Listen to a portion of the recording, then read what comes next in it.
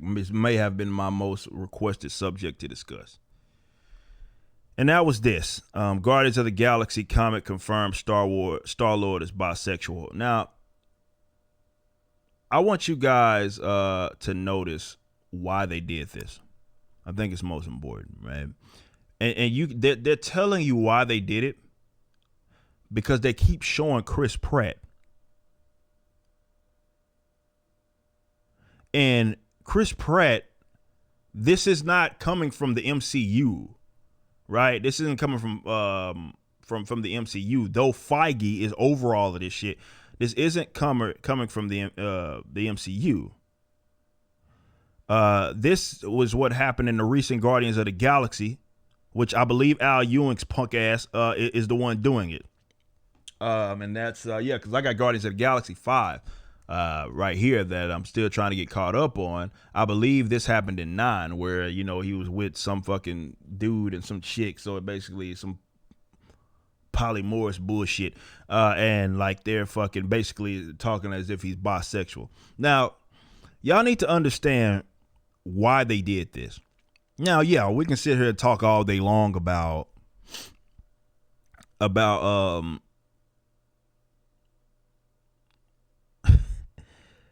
the wokeness, if you will, and the raging SJWs that write for both Marvel and DC, right? We know this has been an ongoing problem. We know DC is like anytime Marvel does this uber woke bullshit, DC says, we can do it woker. And then they come out with DC Future State with non-binary Flash and shit like that, right? And this goes along with all of this shit that's been happening and alluding to Kitty Pryde. We know what happened to Iceman, like where it's almost like, I don't know if there's going to be a person left that has been a historic character that has existed for decades that does not get turned gay or bisexual. But again, what's most important to know is, why did they pick Star-Lord?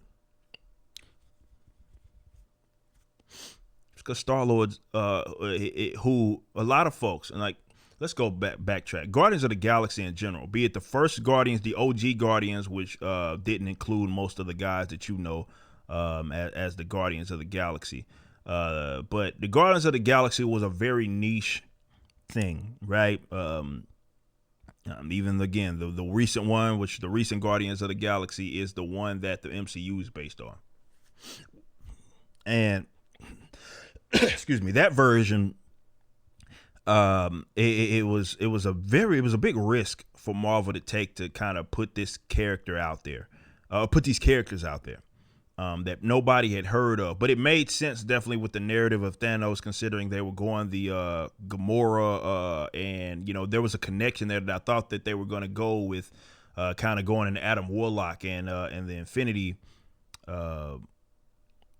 Watch. I thought they were going that route. They didn't. So it made sense for some of those guys that are part of the with Drax, like, and having that historic connection to Thanos, and being the whole point that Thanos was Drax was created. He was specifically created to destroy Thanos. These are all ideas that are from the comic books that they unfortunately did not really explore going into the actual MCU, but it made sense, though I thought that it was a risk that they were going to be taking to include the Guardians of the Galaxy, which virtually no normie had ever heard of. But it worked, right? And Star-Lord, in terms of the actor who plays him, and Chris Pratt, Chris Pratt is different. You know that he has conservative slant, and he's not as, like, he's apolitical, essentially, meaning that he doesn't lead with politics, though you know where he kind of stands on a lot of this stuff.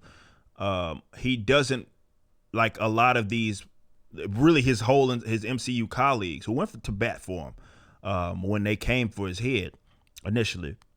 But to their credit, though, a lot of those guys, the Mark Ruffalo's of the world, they wear their politics on their sleeves, and they're fucking idiots as far as I'm concerned. And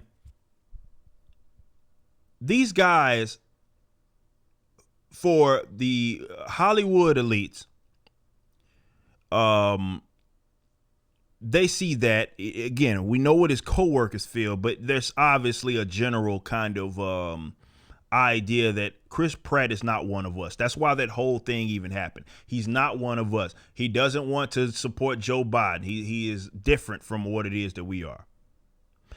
It is not an example that the one guy that is not among their fucking religious cult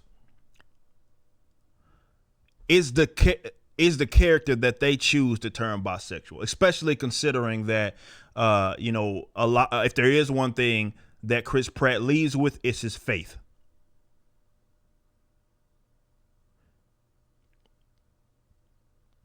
And there is not. This was not by example.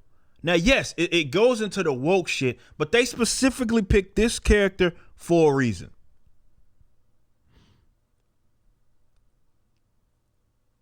They picked it for a reason, and that reason being is that they wanted to. It's like they thought it would be fucking funny, right? What if this uber Christian guy that's not one of us? What if we make his character bi?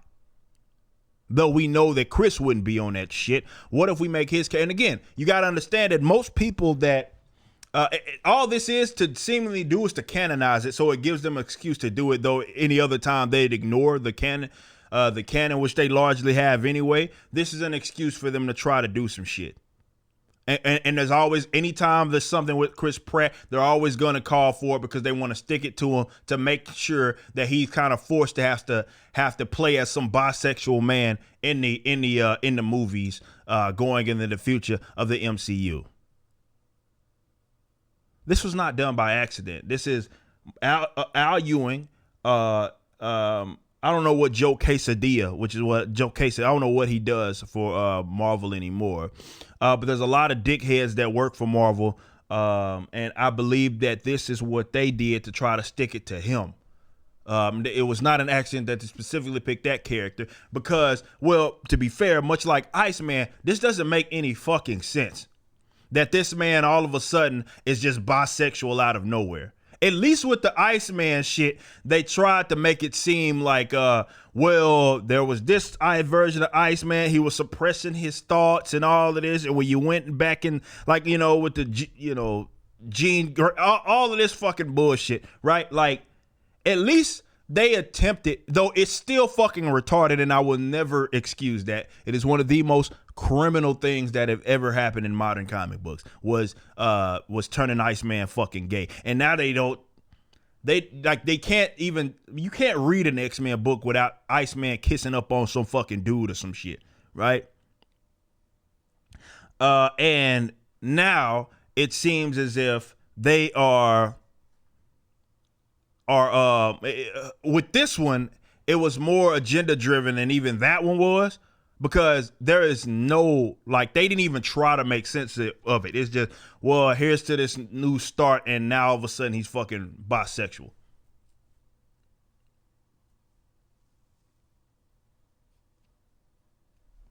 Makes no sense. It doesn't even, they don't even try to make it make sense. And we'll speak about it more once I get caught up on the Guardians of the Galaxy. But they don't even fucking try, from what I picked up. They don't even try to make this shit make sense. It's just, oh, he's bisexual. That's because what they did it for was it's purely agenda. And whoever had a say in that, they're all a bunch of fucking dickheads, but it's par for the course for fucking Marvel. Assholes, man.